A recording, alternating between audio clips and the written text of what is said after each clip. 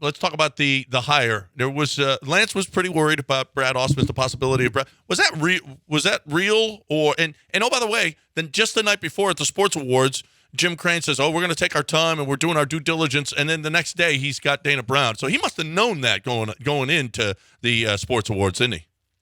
Well, I'll take it in two parts. The Brad Ausmus thing was real. He was under heavy consideration.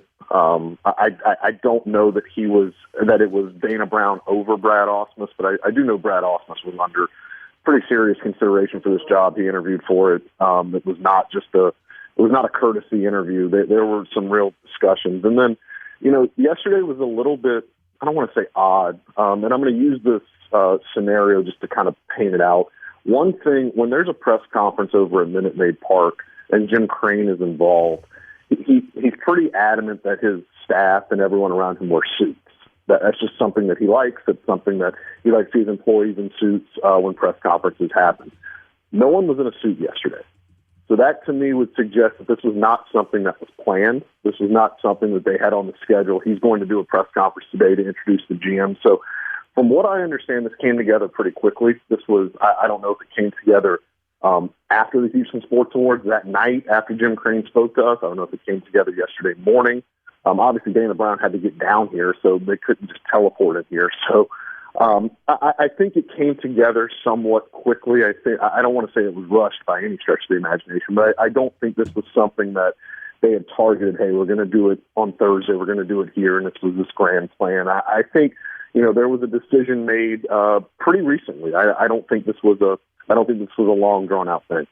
Do you think? Is there any chance Dana Brown pushed back a little bit and said, "Look, if we can't get something, probably not Chandler, but is there any chance that he pushed it along a little bit and said, look, I want to get a decision done pretty quickly or get back to what I need to do with the Braves? Is there any chance that he maybe pushed their hand, forced Jim's hand a little bit?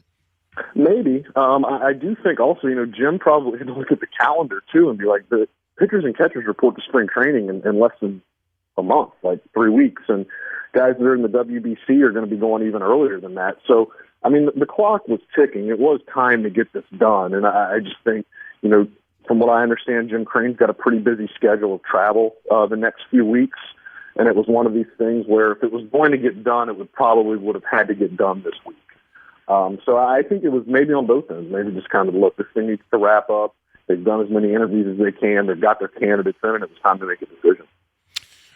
Chandler Rome joining us here on ESPN 97.5 and 92.5. I was a little worried about the international scene without Jeff Luhnow. He did an unbelievable job in not having a general manager. What did you think about the international players that they signed recently? Yeah, I don't know. I'll be honest with you, I don't know a ton about them. I think certainly you look at some of the people that cover the international scene a lot bigger. They did get a couple of nice projectable outfielders. I think certainly, but you have seen with this team, maybe it's not the guys that get the huge big bonuses that really pop. You look at Christian Javier, Framber Valdez, Jose Urquidy. These are guys that they signed for relatively cheap, and they got in the Astros development system and, their pitcher development specifically, and did a lot of good things. So, these guys are 16, 17 years old. They're pretty far off. They're going to go to the academy in the Dominican and kind of work and then get over here. So long way to go for them, but I think certainly you're on to something that the international market's important to the Astros, and losing Ozzie Campo to the Miami Marlins this offseason was a big loss for them. So I think we'll need to see 2-3 years down the road to see how it bears out. But right now it's a little bit too early to project what those guys are going to be. Chandler Rome with us here on ESPN 97.5 and 92.5. What do you think is going to happen with Yuli? I don't personally. I don't see a fit for him here. I know the sentimental thing is to bring him back, but look, if you're a progressive, modern organization, if sentimentality kind of goes out the window, they signed Jose Abreu here to play first base every day. And, Yuli, as a 39-year-old guy, I can't see him being that utility guy. I think they need a more practical approach here. I think they like David Hensley a lot. I think they'd rather give David Hensley some of those utility at-bats. I do think they're still in the market for a bench bat of some sort. I don't know if that's on a major league deal. I don't know if that's on a minor league deal with an invite to big league camp. I just don't see Yuli as being the guy that can be the utility guy that they really need, which is a guy that they can plug and play, when at any position, whenever they need to give a guy a day off, things of that nature. It's just, I think certainly for the sentimental value for the fans, it would be nice to have him back, but I just don't see a fit really on this team. Now, if he's still around, if he's unsigned by end of February, early March, I don't think you can discount, Jim Crane, bringing him back. But I think right now, I don't see a logical fit for him here. I love the fact that Jim Crane is not a sentimental guy. I mean, it's going to break your heart sometimes when George Springer's not here anymore, Carlos isn't here, whatever the case may be. It's going to hurt. But at the same time, sentimentality is it's not a way to run a team. It's how you get in trouble. And I think we've seen that with other organizations in other sports.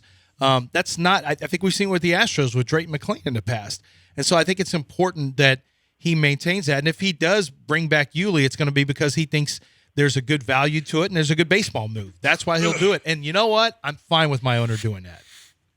And I think, to tie it in, look where Dana Brown just came from with the Atlanta Braves.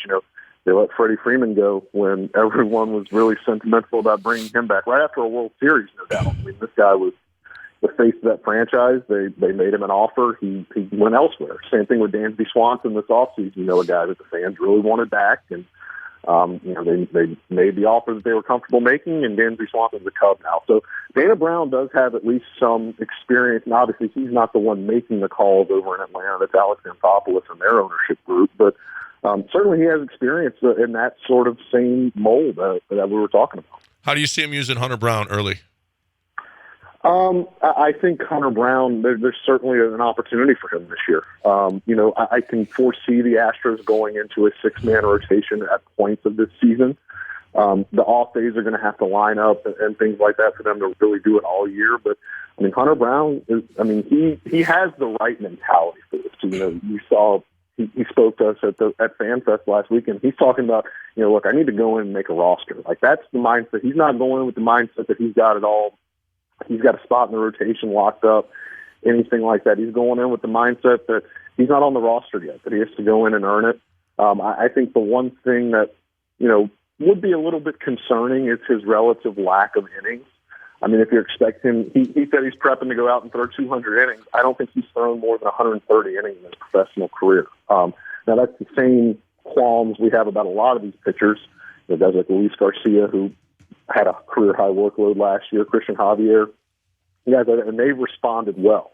And it's going to be about conditioning. It's going to be about arm care, things like that. But I think Hunter Brown's got a really good chance to break into this rotation and to really show what he's capable of because, let's face it, he's outperformed AAA. He doesn't need to be in AAA. He dominated those hitters last year. He stayed in AAA too long last year, and it wasn't his fault. It wasn't the Astros' fault. It was just they were performing so well at the big league level, there was no spot for him. So he's got a real chance in spring training to cement himself as a big league regular. Are there any of the guys that are in this rotation, include Hunter, include anybody you want, that you see becoming a big-time reliever at some point? We know Abreu looks like he's trending in that direction from a relief standpoint. Any of these starters that you see, clearly one of them could be dealt at any point. Do you see any of them with the type of makeup where you could see them becoming a big-time reliever and the Astros maybe transitioning one of them? Maybe it's just because we saw him do it last year, but I think Hunter Brown certainly stuff is more conducive to putting him in the bullpen. He can reach back for 100. He's got the slider that's in the low 90s. He's got the sort of stuff that plays up in the bullpen. But they want him to be a starter. They are going into spring training with him as a starter. But I certainly think if they stay as healthy as they did last year, which that's a big if, and there is a way to, there is a need to put someone in the bullpen. I do think Hunter Brown, just looking at his stuff, I don't think the other guys, the only other guy you can look at with the stuff is maybe McCullers, but I don't think they want to do that. I don't think they want to put him in the bullpen. So I think Hunter Brown, just you look at the stuff, you look at the relative big league inexperience in a rotation, you're pretty often going to be the odd guy out as the younger guy, the one that hasn't established himself in a rotation. So maybe it's him, but make no mistake, they want him to be a starter, and they are proceeding into spring training as if he is a starter. Chronicle beat writer Chandler Rome with us here on ESPN 97.5 and 92.5. Are we wrong, or was the Montero deal very un-Astro-like?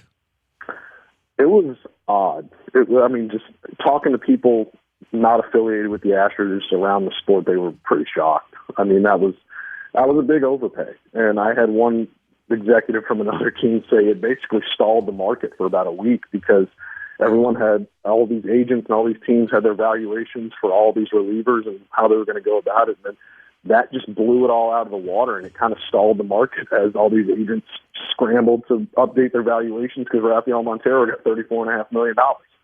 I mean, I don't understand it. He had a great season last year, but that's his only great season, really.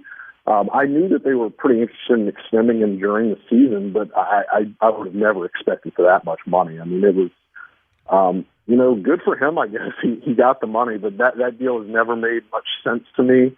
Look, he could go out there this year and have the same year he did last year and earn the money, but certainly not from what he's done his whole career. It seemed like the value that the Astros and specifically Jim Crane put on him as opposed to what his value was with the rest of the league, they didn't match up. So I saw you think Brantley will be healthy for the beginning of the season. How do you see Brantley used this year? So actually, from what I understand, I think they're cautiously.